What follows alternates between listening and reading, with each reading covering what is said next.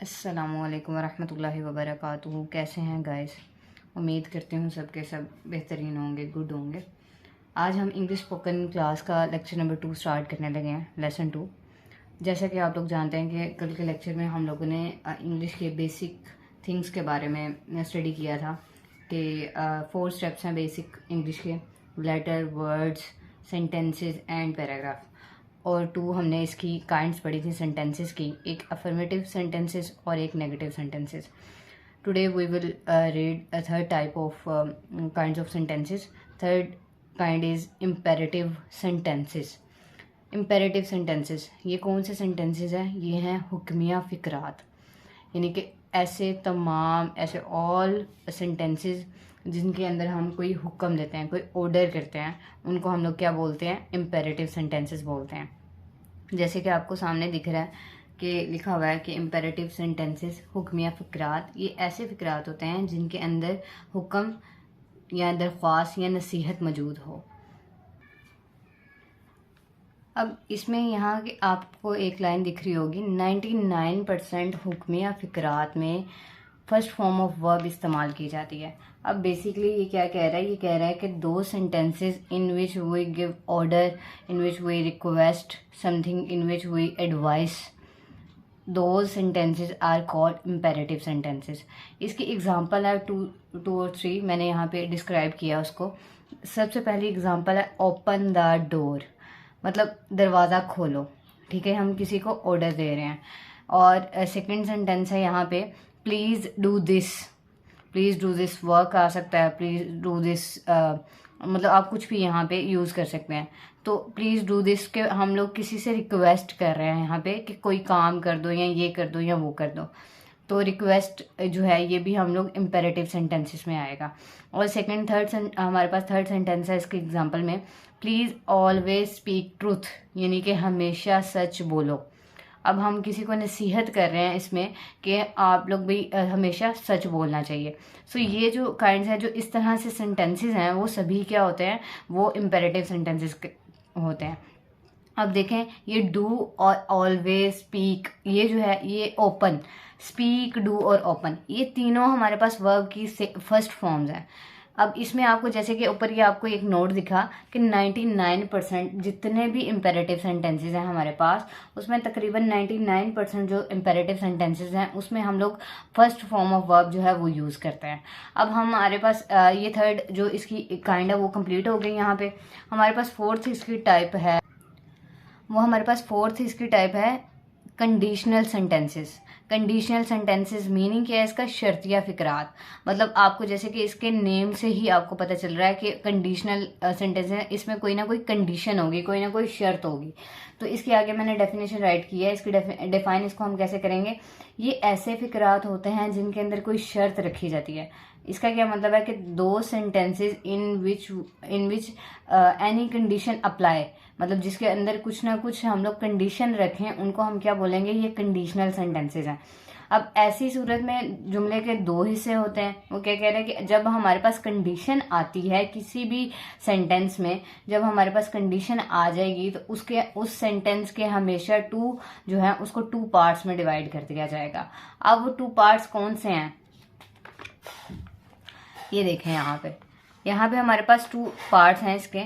हमारे पास 2 पार्ट्स में एक जो उसका पार्ट है वो इंडिपेंडेंट क्लॉज कहलाता है, इंडिपेंडेंट क्लॉज, ठीक है।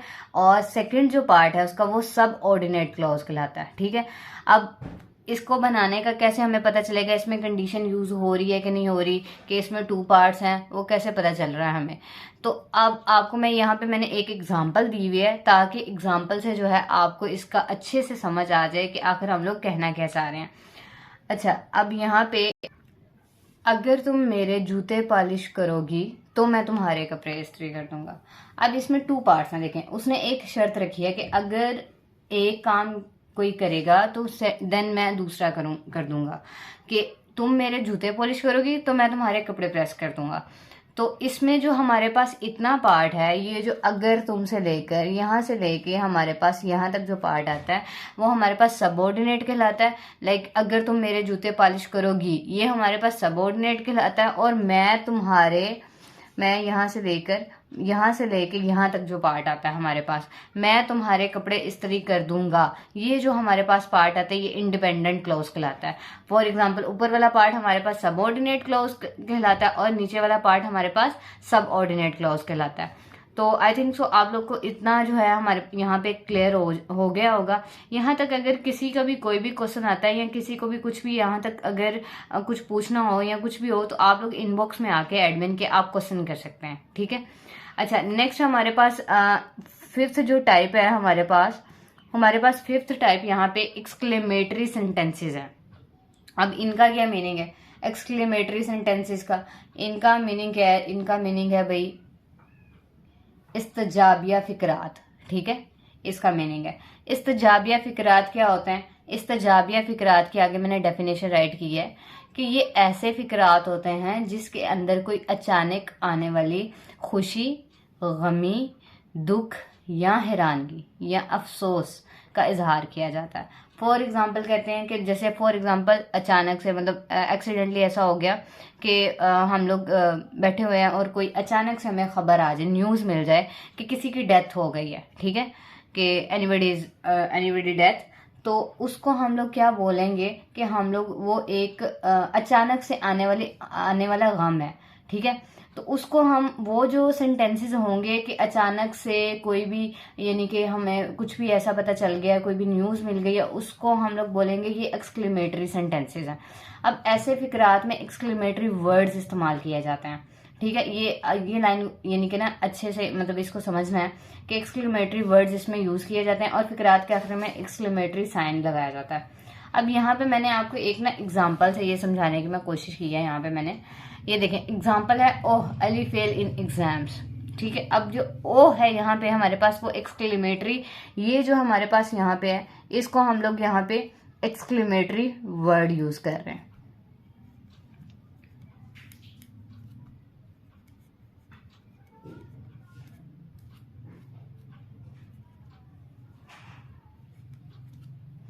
अच्छा, अब आपको यहाँ पे मैंने बेसिकली यहाँ पे मेंशन नहीं किया हुआ कि हमारे पास तीन जो जैसे एक्सक्लेमेटरी वर्ड्स कौन से हैं, तो मैं यहाँ पे वो भी आपको मेंशन कर देती हूँ।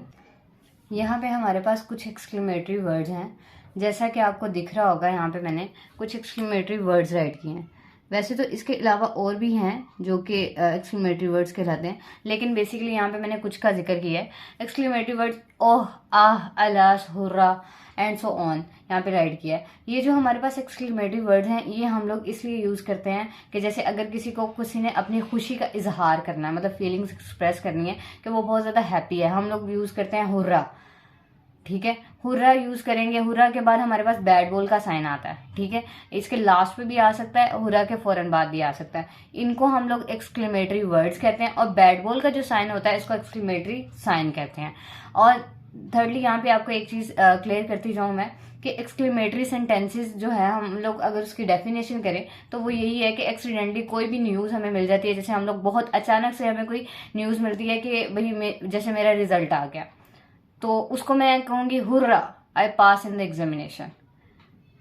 तो हमारे पास ऐसे तमाम फिकरात, ऐसे तमाम sentences, all sentences in which we express our feelings, like we are happy, like we are sad, like we are कोई डेथ हो गई है उसका एक्सप्रेस करना है, तो उसके लिए हम लोग जो है उन ऐसे तमाम ऐसे ऑल सेंटेंसेस को हम लोग क्या बोलते हैं? एक्सक्लेमेटरी सेंटेंसेस बोलते हैं।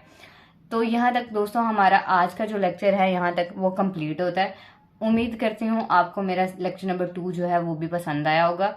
अगर आपको पसंद आया तो कमेंट सेक्शन में आप अपनी राय ज़रूर दीजिएगा। और सेकेंडली और लास्ट, अगर आपको ये अच्छा लगा है तो इस चैनल को सब्सक्राइब कर दीजिएगा और बेल आइकन को भी प्रेस कर दीजिएगा ताकि आपको मेरी जो न्यू वीडियोज़ आने वाली हैं वो सबसे पहले मिल सकें। अपना ख्याल रखिएगा, दुआ में याद रखिएगा। जज़ाकल्लाह खैरन कसीरा।